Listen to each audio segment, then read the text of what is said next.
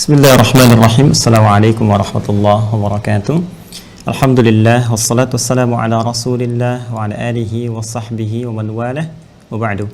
Fa ya ahbaballahi wa ahbaba rasulih sallallahu alaihi wasallam, usi nafsi wa iyyakum bi taqwallahi faqad fazal muttaqun fala tamutunna illa wa antum muslimun. Faqala ta'ala mudhakkiran bidzalik ya ayyuhalladzina amanu taqullaha haqqa tuqatih wa la tamutunna illa wa antum muslimun. Saudara-saudariku, berjumpa kembali dalam tayangan Aqsa Al-Quran Sunnah Solution. Semoga kita semua senantiasa dirahmati oleh Allah Subhanahu wa Ta'ala. Alhamdulillah, malam ini, malam Jumat, malam yang insya Allah diberkahi oleh Allah Subhanahu wa Ta'ala, Sayyidul Ayyam, di antara penghulu para hari, dan ada amalan-amalan sunnah yang mengiringi setelah memasuki periode Jumat. Ada memperbanyak salawat kepada Rasulullah SAW, membaca surat Al-Kahf, sebagian riwayat juga ada surah Yasin, kemudian juga meningkatkan zikir kepada Allah Subhanahu wa Ta'ala. Dan tentunya jangan dilupakan bahwa ketika memasuki waktu-waktu mendekat kepada ibadah Jumat, ada banyak kemuliaan-kemuliaan baik yang mengikat para ikhwan, para lelaki muslim dengan kewajiban menunaikan salat Jumat, ataupun juga para akhwat, ya, para ibu, para ukhti, saudari-saudariku dimanapun Anda berada, yang bisa meningkatkan doa sampai dengan ke penghujung di waktu Jumatnya, ya, sore, ba'da asar sampai menjelang ke maghrib. Ada doa-doa yang bahkan Nabi SAW menyontohkan kepada kita dari ba'da Jumat, ya, Allahumma kfina bihalalika an haramik wa aghnina bi ta'atika an ma'siyatik, ya, wa bifadlika amman siwak. Ya Allah, mohon cukupkan pada kami, ya Arhamar Rahimin, segala yang halal darimu dan jauhkan kami dari segala yang haram. Ya Allah, mohon perkaya diri kami, ya Allah, dengan keutamaan darimu saja, segala keutamaan yang Engkau berikan kepada kami, dan tepikan segala hal yang tidak mengandung keutamaan kecuali darimu saja, ya, dan berikan kami kekayaan untuk selalu senantiasa meningkatkan ketaatan kepadamu dan menjauhi segala yang Engkau larang. Itu diantara sekian doa yang diajarkan oleh Rasulullah SAW, khususnya dari mulai ba'da Jumat sampai dengan ke penghujungnya. Teman-teman sekalian, pada kesempatan malam hari ini, insya Allah kita akan membahas satu topik yang spesial, karena sudah memasuki satu bulan yang istimewa, diistimewakan oleh Nabi SAW, dan juga akan menjadi satu penanda, ya, bagaimana kesiapan kita menuju bulan yang lebih istimewa setelah itu. Kemudian akan menjadi parameter kesuksesan kita mendapatkan keistimewaan di bulan setelah bulan itu, dan bagaimana kemudian kita mendapatkan keistimewaan-keistimewaan spesifik juga yang Allah kemudian isyaratkan melalui lisan Rasulullah SAW di bulan ini, yaitu bulan Sya'ban, bulan dengan urutan ke-8 di tahun Hijriah, penanggalan Hijriah, yang terletak setelah bulan Rajab telah kita usai di bulan yang lalu. Kemudian saat ini Sya'ban, bulan ke-8, dan selanjutnya Ramadan. Jadi ini rangkaian bulan yang sangat istimewa. Rajab, yaitu termasuk rangkaian bulan Hurum, bulan yang sangat terhormat. Saking terhormatnya diminta kita oleh Allah Subhanahu wa Ta'ala menjaga diri dari perbuatan-perbuatan yang bisa meruntuhkan kehormatan kita, terutama kehormatan kita di hadapan Allah Subhanahu wa Ta'ala. Runtuhnya kehormatan seorang hamba di hadapan Allah ketika ia berbuat maksiat, baik terang-terangan ataupun sembunyi-sembunyi dalam pandangan manusia, namun bagi Allah semua nyata.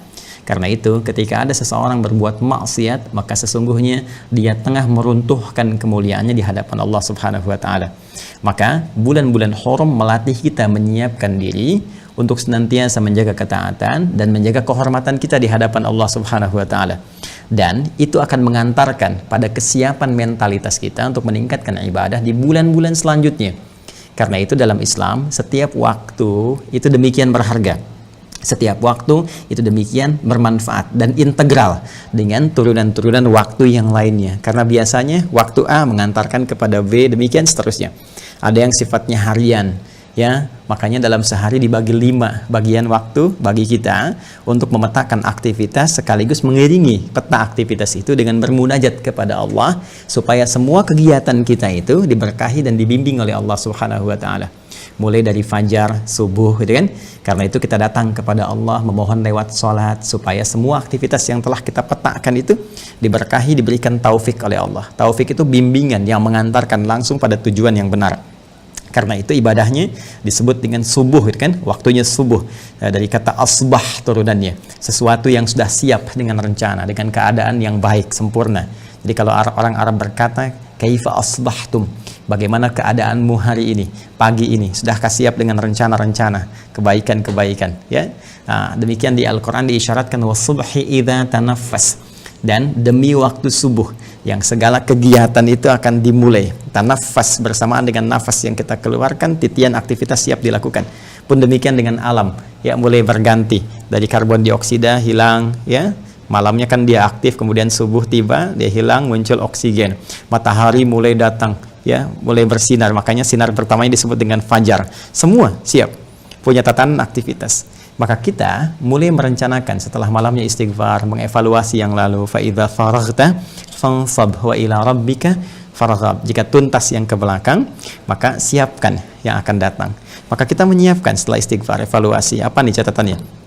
Kemarin kurang jamaah, kemarin kurang sholawat, kemarin kurang baca Al-Quran, kemarin pekerjaan dunianya, nah ini kurang maksimal, ya. Kita evaluasi untuk mengantarkan kita pada kemuliaan dunia dan kebahagiaan akhirat. Setelah itu kita siapkan untuk esok hari, kalau Allah berkenan memberikan kehidupan kembali kepada kita, kesempatan terbaik untuk memperbaiki amalan kita. Setelah kita siapkan itu, maka esok harinya subuh kita datang kepada Allah. Ada panggilan kan dalam sholat itu, ya. Nah, maka muadzin memanggil Allahu Akbar, kita siap datang memohon kepada Allah. Makanya dalam sholat kita minta, ya, makanya panggilan pertama menunaikan sholat itu dimintakan oleh Allah untuk menyertakan permohonan kita, ya. Bukankah kita diminta saat kita akan menunaikan sholat dengan kalimat wasta'inu bis-sabri was-shalah, ya, jika engkau punya persoalan dalam kehidupan, maka datanglah kepada Allah, terima dulu dengan sabar, ya, segala persoalan, segala rencana-rencana itu, kemudian lewat sholat mohonkan kepada Allah. Bahkan iman kita disentuh dalam Al-Quran, ya, surah kedua di ayat 153, ya ayyuhalladzina amanu sta'inu bis-sabri was-shalah.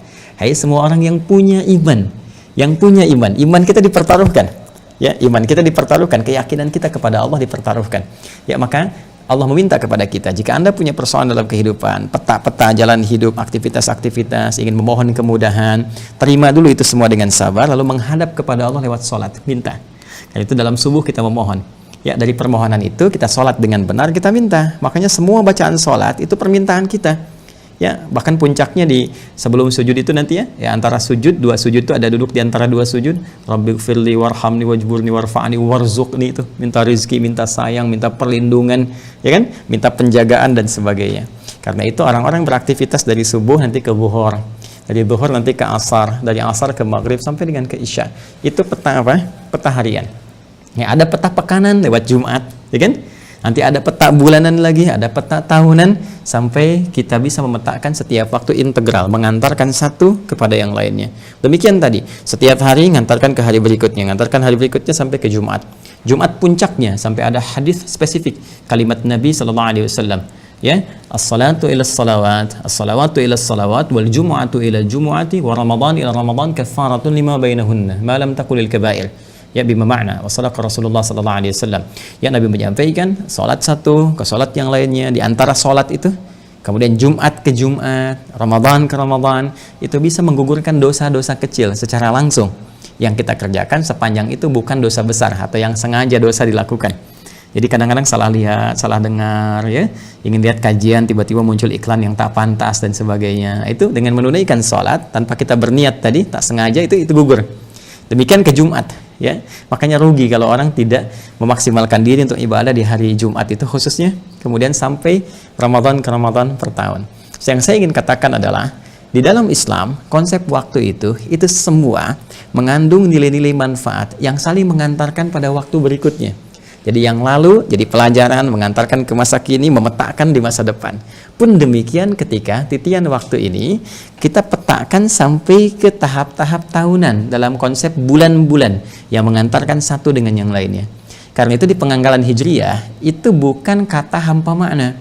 Dari yang bulan pertama Al-Muharram, ada kaitan dengan bulan kedua Safar, ada kaitan dengan bulan ketiga Rabiul Awal, ada kaitan dengan bulan keempat Rabiul Akhir, kaitan dengan bulan kelima Jumadal Ula, kaitan dengan bulan keenam Jumadal Akhirah, kaitan dengan bulan ketujuh Rajab, Rajab pun terkait dengan bulan ke-8 Sya'ban, Sya'ban terkait dengan bulan ke-9 Ramadan, dan 9 terkait dengan bulan 10 Syawal, Syawal nanti ada kaitan dengan yang ke-11 Dzulqa'dah, demikian ke-12 Dzulhijjah, dan 12 pun ke bulan Al-Muharram ada kaitan lagi.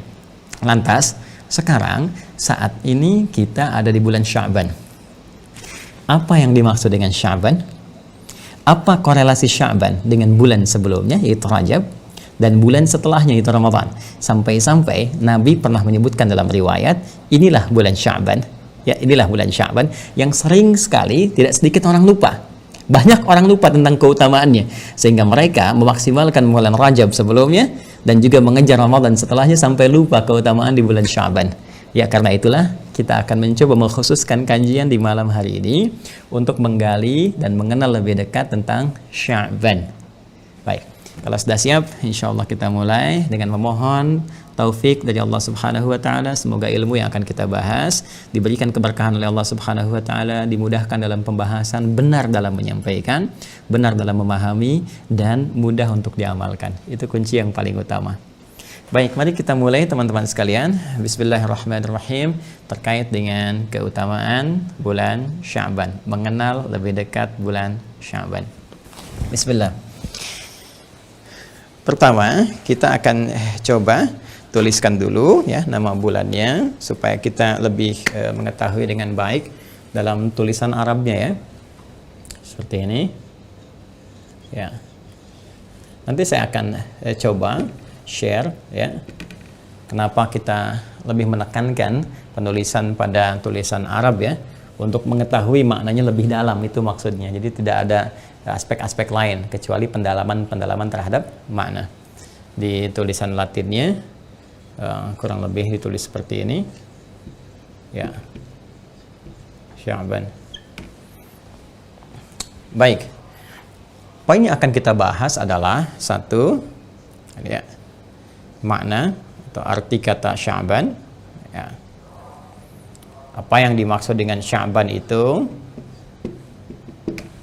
baik secara etimologi ya, kebahasaan, juga terminologi. Terminologi ini nanti kita akan bagi secara istilah pada dua bagian. Ada yang terkait dengan kultur masyarakat Arab ya, pada masa itu sejak zaman jahiliyah nanti sampai dengan era terminologi dalam pandangan Islam ya, dalam pandangan Islam. Jadi aspeknya sudah masuk ke syariat di sini. Ya, syariat. Kemudian setelah itu yang kedua, kita akan lihat korelasi Sya'ban kan dengan Ramadan, khususnya dengan Ramadan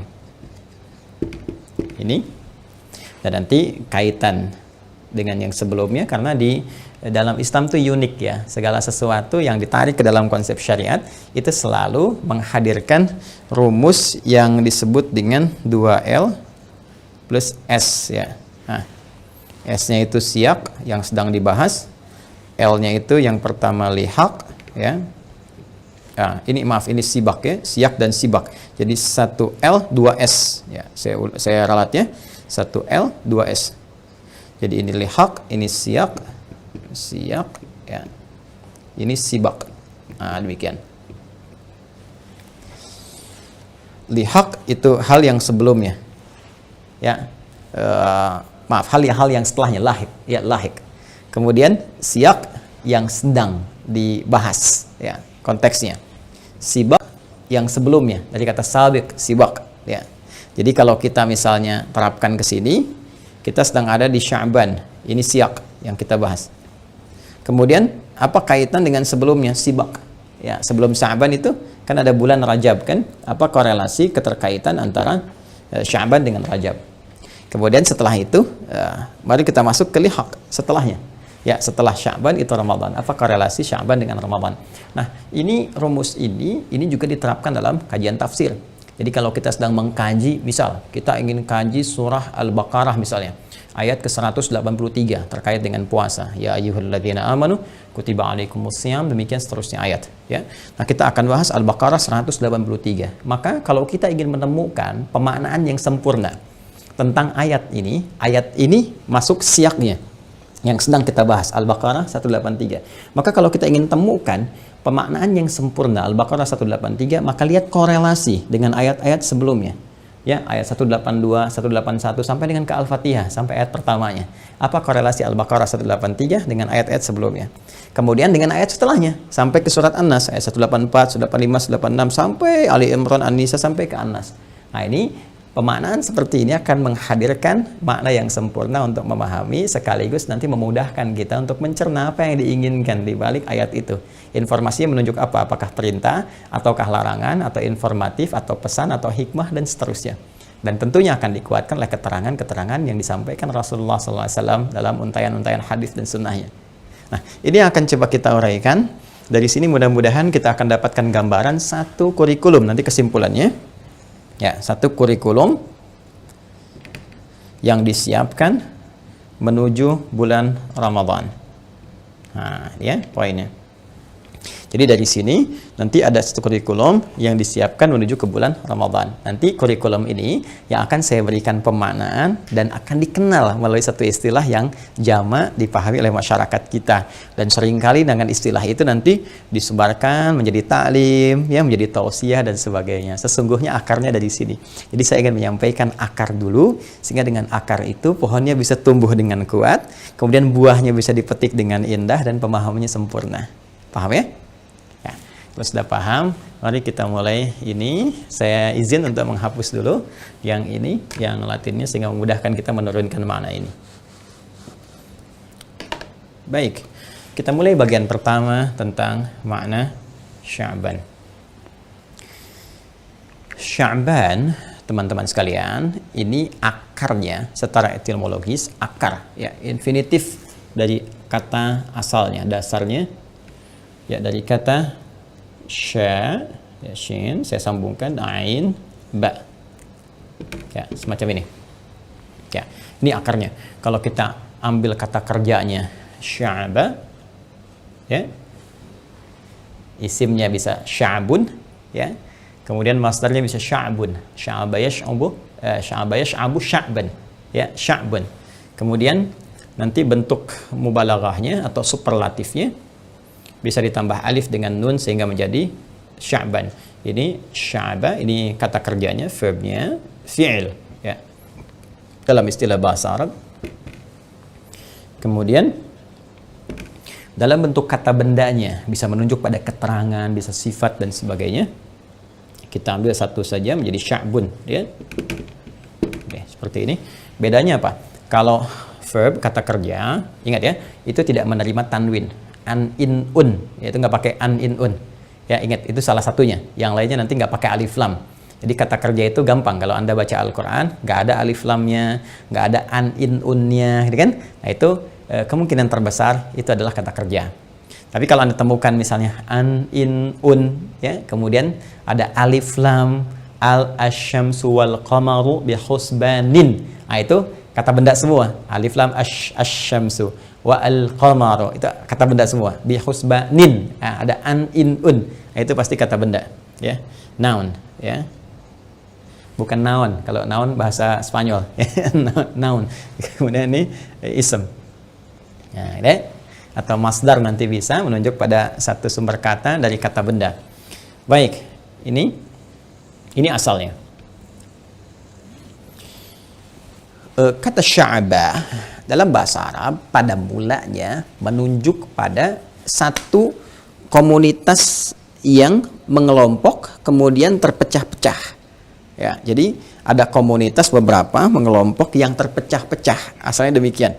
Jadi kalau orang Arab mengatakan sya'ba itu sama dengan tafarraqa atau tasyattata. Jadi kalau Anda buka kamus-kamus bahasa Arab, Lisanul Arab misalnya, ya, kamus Ma'ajim dan Mu'jam misalnya Al-Ma'ani, atau Anda cari beberapa yang spesifik misalnya Tajul Arus dan sebagainya. Lisanul Arab paling tinggi lah karena menghimpun setidaknya 7 kamus-kamus besar, ya, dalam bahasa Arab.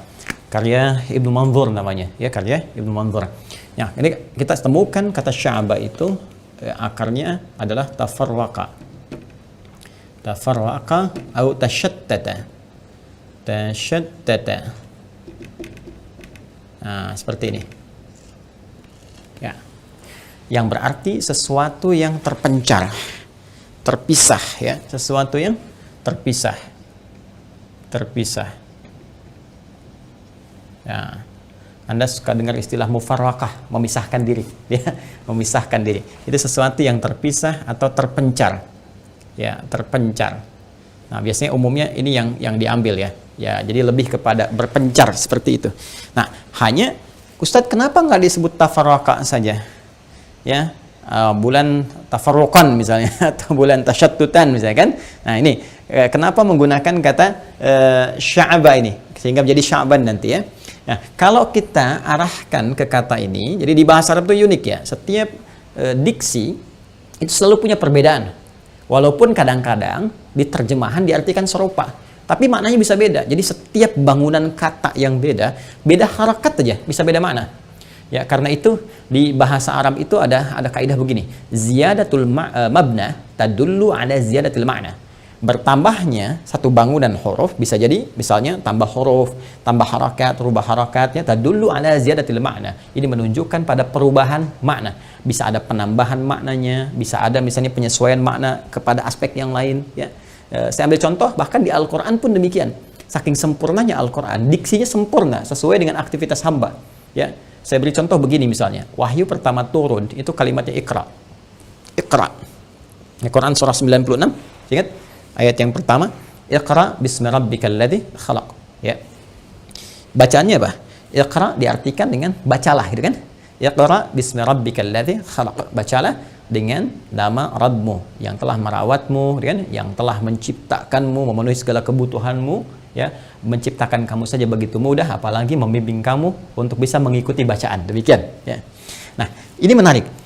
Tapi setelah wahyu demikian turun, sudah terbiasa dengan itu, sudah ada bimbingan memahami, dibimbing malaikat Jibril, maka turun perintah untuk menunaikan aktivitas ibadah, diantaranya sholat. Ketika perintah sholat itu diperintahkan oleh Allah Subhanahu wa Ta'ala, itu ada kalimat pengiring di Quran surah ke-29 Al-Ankabut di ayat ke-45. Ini ayat ini unik nih bagi sementara orang, sebagian orang, boleh jadi orang itu saya, Anda, atau kita ya. Jadi saya tidak menunjuk Anda, mungkin juga bisa saya, bisa kita, gitu kan? Nah, ini menarik. Tengah-tengahnya banyak orang hafal, tapi awal dan ujungnya ini tidak hafal ya. Baik, coba deh kalau saya bacakan tengahnya, Anda pasti bisa nyambung nih. Ya, coba. Innas sholata tanha. Tuh, langsung kan? Tapi kalau saya tanya awalnya apa coba? Tuh, ya Joni aja belum tentu tahu nih. Baik. Nah, awalnya utlu ma uhya ilaika minal kitab. Ini utlu. Ya, utlu ma uhya ilaika minal kitab wa aqimis shalah. Innas salata tanha 'anil fahsya'i wal munkar. Ya, dan seterusnya ayat. Fokus ini. Utlu, teman-teman sekalian. Jadi kalau kita buka mushaf, diterjemahkannya dengan bacalah, sama persis dengan surah ke-96. Al-Alaq ayat pertama. Jadi ini Iqra, bacalah, utlu, bacalah. Ya. Jadi kalau Anda baca ini pun di kamus, di terjemahan bisa sama. Tapi ketika menggunakan diksi yang berbeda, ini utlu, ini Iqra, ada penekanan yang tidak sama. Ya. Kenapa? Karena dalam bahasa Arab, Iqra itu dari kata qiraah. Utlu dari kata tilawah. Iqra itu perintah, fi'il amr, perintah untuk membaca. Asalnya dari qiraah. Qiraah itu artinya membaca sesuatu yang nampak, tulisan misalnya yang tertulis dibaca, atau menghadirkan ingatan yang diingat, tapi tidak menuntut pemahaman kepada kita untuk memahami apa yang dibaca itu. Jadi nggak ada tuntutan pemahamannya, yang penting diminta baca. Saya katakan pada Anda, Iqra, ya akhi Iqra, ya, baca ini, ya, makna Sya'ban. Sudah, saya tidak menuntut Anda paham. Jelas ya? Beda dengan ini, tilawah. Utlu dari kata tilawah. Tilawah itu punya 3 arti turunan. 1, baca seperti Iqra, kan? Yang kedua, pahami apa yang dibaca. Yang ketiga, amalkan apa yang telah dipahami itu. Jadi al-qira'ah, kemudian al-fahmu bima quri'a wal 'amalu bima fuhima. Baca, pahami apa yang dibaca, amalkan apa yang telah dibaca itu. Perhatikan, ini indahnya. Kenapa wahyu pertama turun menggunakan Iqra bukan utlu? Karena Nabi itu jangankan paham, baca aja tidak bisa. Ya, karena beliau punya sifat ummi itu, ummi, ketidakmampuan untuk membaca karena nggak ada guru yang pernah mengajarkan, nggak pernah masuk madrasah, nggak pernah masuk kuliahan seperti Anda, saya ataupun kita, ya kan? Dan itu sifat ummi itu sifat yang menguatkan beliau sebagai rasul, sebagai mukjizat. supaya nanti tidak ada yang menuduh di kemudian hari. Pantas ya, Muhammad SAW itu sudah pandai baca, pernah sekolah, gurunya ada ini, nanti akan dikarang, akan dituduh oleh orang-orang itu Quran itu karangan Muhammad SAW, Quran itu bikinan Nabi Muhammad. Tapi Allah jadikan sebagai penguat sifat ummi itu untuk menunjukkan beliau sebagai rasul yang hak dari Allah Subhanahu wa taala. Karena itu dibimbingkan oleh Allah melalui malaikat. Jadi kalau kalimat pertama untuk menguatkan sifat ummi Nabi, yang jangankan paham, baca aja belum punya kemampuan. Sampai kemudian diperintahkan oleh Allah, kata Allah, hei, baca jangan karena engkau tak pernah sekolah. Baca jangan karena engkau nggak pernah belajar pada seorang guru. Baca karena Allah yang menciptakan kamu aja begitu mudah. Iqra bismi rabbikal ladzi khalaq. Yang menciptakan kau aja begitu mudah, memberikan segenap apa yang kau butuhkan, menjagamu dalam kehidupan. Jika semua itu mudah bagi Allah, apalagi membimbing kau untuk bisa mengikuti bacaan yang Jibril bimbingkan kepadamu. Itu pesan kepada kita. Jadi kalau kita kerjakan semua karena Allah Subhanahu wa taala, maka Allah akan mudahkan apa yang tengah kita lakukan sepanjang semua lillah. Ingat, karena perintah yang disampaikan kepada Nabi sepanjang bukan khusus, itu berarti mencakup isyarat kepada umatnya. Jadi Allah ingin mengajarkan dari sejak awal wahyu, langkah beraktivitas, semua niatkan lillah. Termasuk Anda, apakah belajar malam ini diniatkan karena Allah? Apakah merawat keluarga diniatkan karena Allah? Apakah mencintai pasangan diniatkan karena Allah? Apakah mencari pekerjaan diniatkan karena Allah sebagai ibadah? Atau hanya turunan kegiatan dunia saja yang tidak membedakan antara Anda yang punya iman dengan yang belum punya iman? Harus ada nilai di hadapan Allah Subhanahu wa taala. Nah, ini Iqra. Perintah salat itu dimulai dengan kata tilawah, seakan memberi kesan kepada kita, hei, sebelum salat, Allah tidak inginkan Anda asal salat saja. Baca dulu bacaan-bacaan salat yang diajarkan, dipandukan oleh Rasulullah sallallahu alaihi wasallam, pahami dengan baik, ya. Setelah Anda baca, pelajari, pahami, maka Anda akan bisa menikmati salat Anda.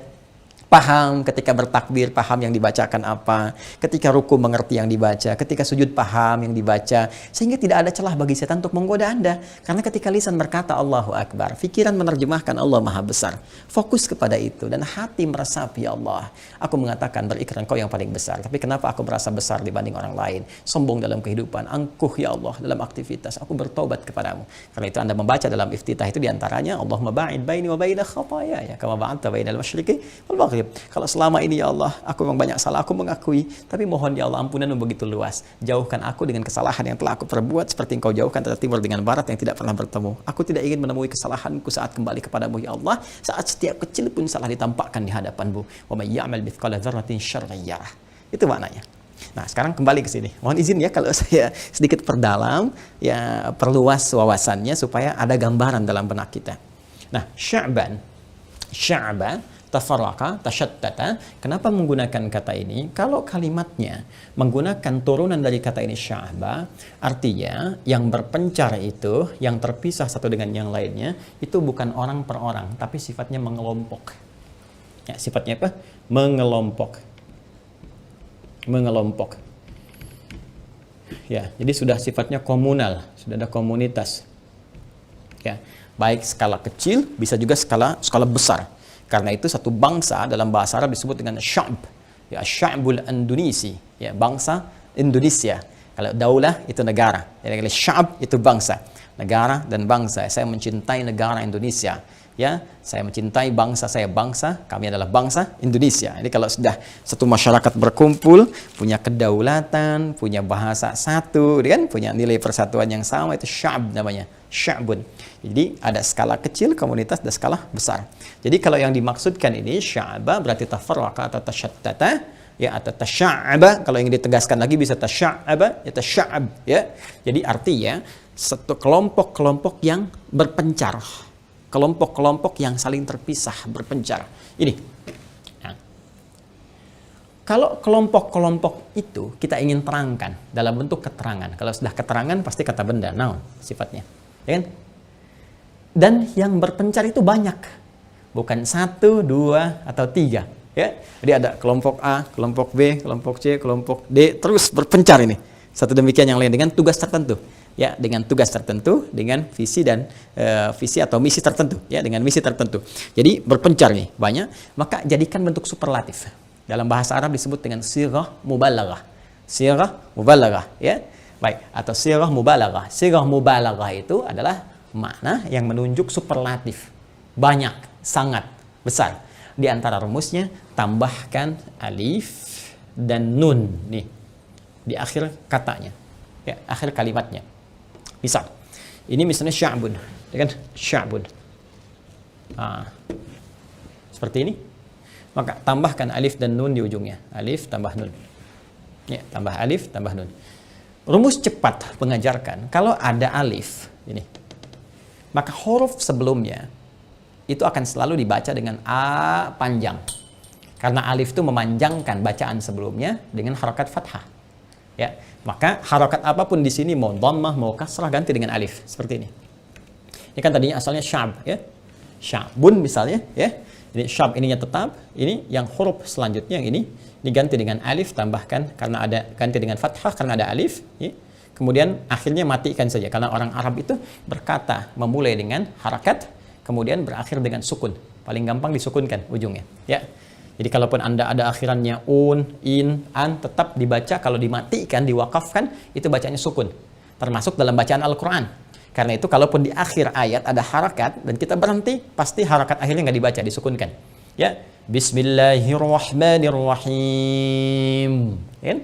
Nggak ada orang baca begini. Bismillahirrahmanirrahim. Nggak ada kan? Alhamdulillahirrabbilalamin. Nggak ada kan? Pasti sukun kan ujungnya? Baik. Nah, ini pun demikian. Jadi tambah alif dan nun, ini harakatnya fathah, kemudian ininya mati. Ya, maka menjadi seperti ini. Sya'ban. Nah, Sya'ban mengandung arti banyaknya komunitas dari masyarakat, kelompok-kelompok masyarakat yang berpencar-pencar satu dengan yang lainnya. Pertanyaannya, kenapa orang-orang Arab pada saat itu berpencar-pencar di bulan ke-8 ini? Bulan Sya'ban ini, apa yang sedang mereka cari dan apa yang mereka lakukan serta apa kaitannya dengan Ramadan. Kita akan uraikan itu setelah menunaikan sholat Isya berjamaah. Sudah tiba waktu Indonesia bagian Bekasi, WIB, waktu Indonesia bagian Bekasi tepatnya di bagian barat Indonesia, waktu menunaikan sholat Isya. Mohon izin sejenak kami mendengarkan adzan, menjawab, menunaikan sholat, dan setelah itu kita lanjutkan kembali dalam bahasan Aqsa kita pada malam hari ini. Bersabar, dan bagi Anda di wilayah manapun yang akan masuki waktu sholat sesuai dengan wilayah masing-masing, segera siapkan diri baik-baik, tunaikan sholat, mohon doa, semoga Allah mengampuni saya dan kita semua. Assalamualaikum warahmatullahi wabarakatuh.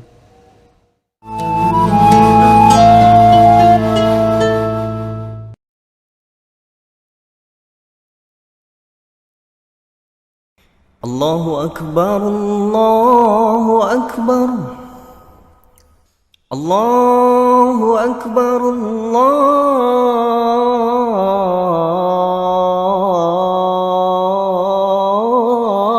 Akbar.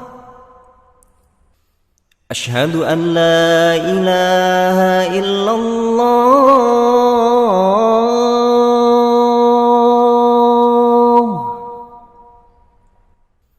Ashhadu an la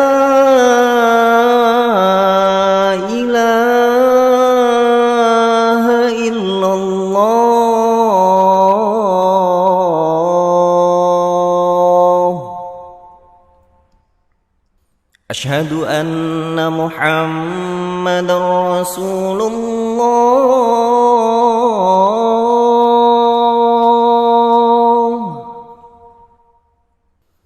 Ashhadu anna Muhammadar Rasulullah. Hayya 'ala shalah.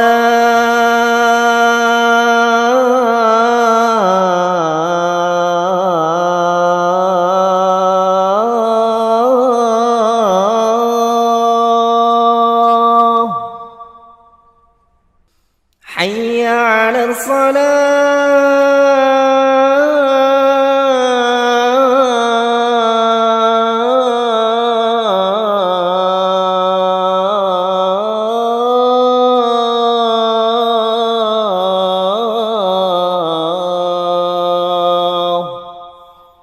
Hayya 'alal falah.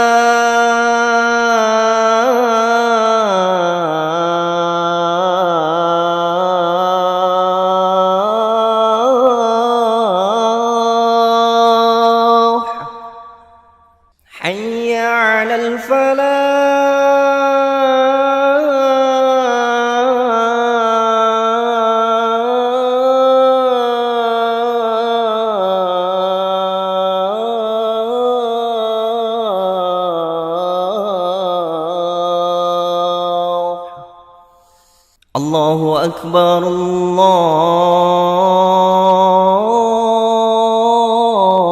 الله أكبر لا إله إلا الله. أعوذ بالله من الشيطان الرجيم. بسم الله الرحمن الرحيم. عما يتساءلون عن النبأ العظيم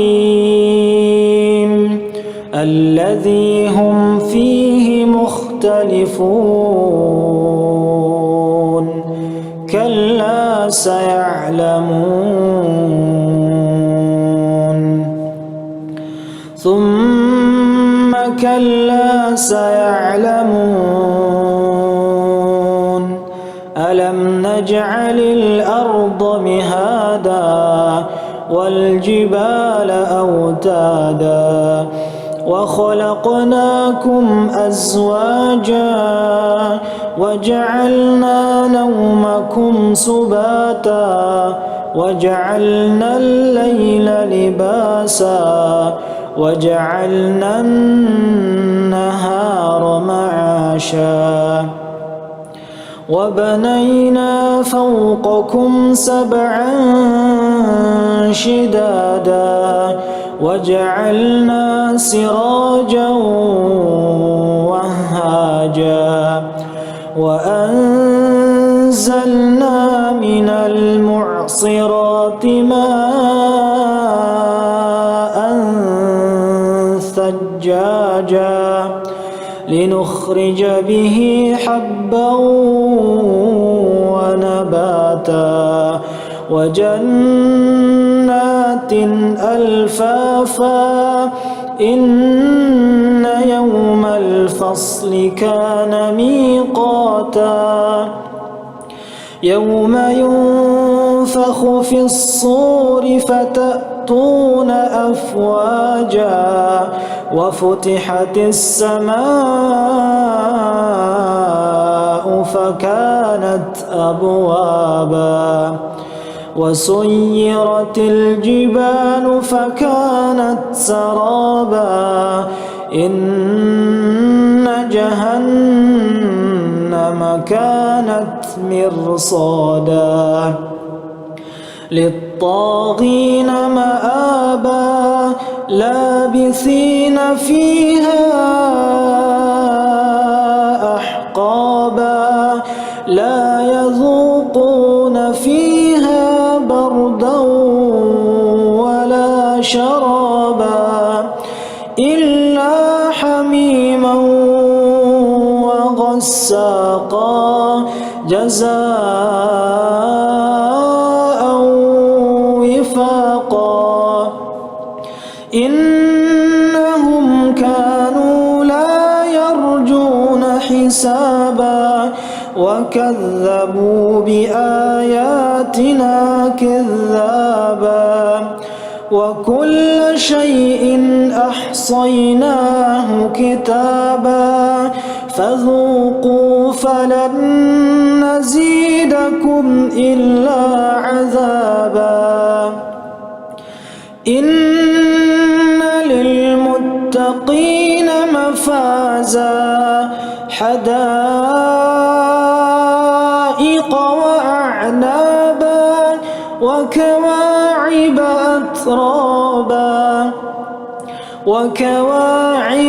أترابا وكأسا دهاقا لا يسمعون فيها لغوا ولا كذابا جزاء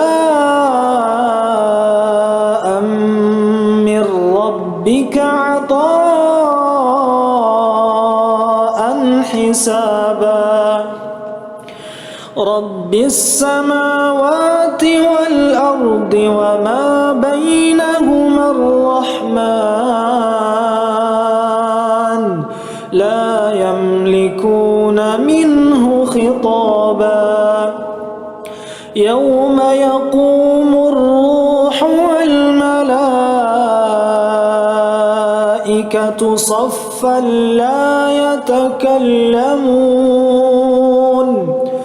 لا يتكلمون إلا من أذن له الرحمن وقال صوابا ذلك اليوم الحق فمن شاء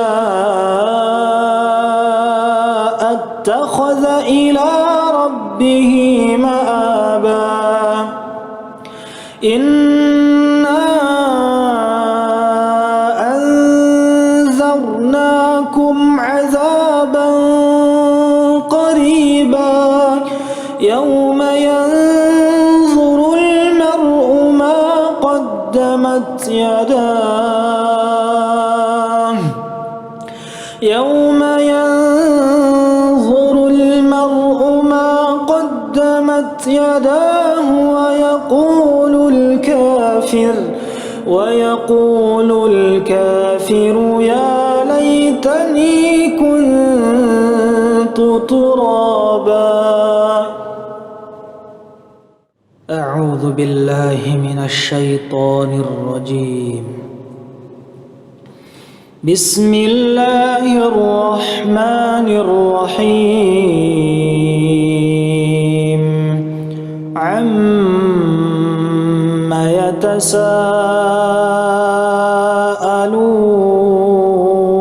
يتساءلون عن النبأ العظيم الذي هم فيه مختلفون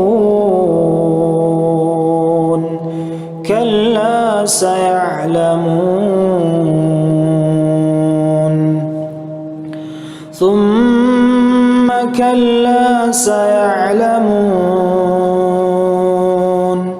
ألم نجعل الأرض مهادا والجبال أوتادا وخلقناكم أزواجا وجعلنا نومكم سباتا وجعلنا الليل لباسا وجعلنا النهار معاشا وبنينا فوقكم سبعا شدادا وجعلنا سراجا وهاجا وأنزلنا من المعصرات ماء ثجاجا لنخرج به حبا ونباتا وجنات ألفافا إن يوم الفصل كان ميقاتا يوم ينفخ في الصور فتأتون أفواجا وفتحت السماء فكانت أبوابا وسيرت الجبال فكانت سرابا إن جهنم كانت مرصادا للطاغين مآبا لابثين فيها أحقابا لا يذوقون فيها بردا ولا شرابا إلا حميما وغساقا جزاء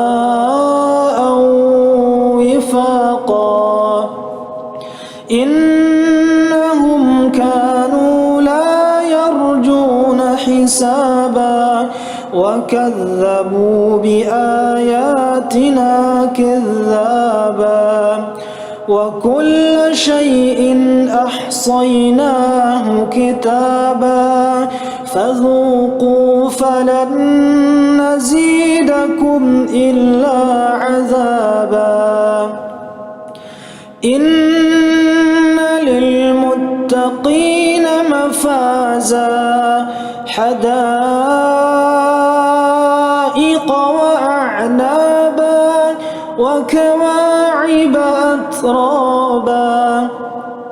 وكواعب أترابا وكأسا دهاقا لا يسمعون فيها لغوا ولا كذابا جزاء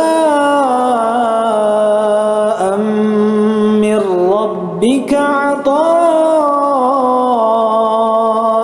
حسابا رب السماوات والأرض وما بينهما الرحمن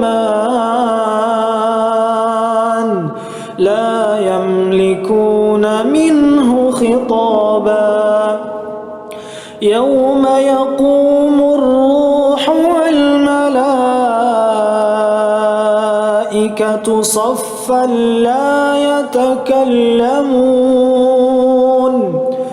لا يتكلمون إلا من أذن له الرحمن وقال صوابا ذلك اليوم الحق فمن شاء اتخذ إلى ربه مآبا إنا أنذرناكم عذابا قريبا يوم ينظر المرء ما قدمت يداه يوم ينظر المرء ما قدمت يداه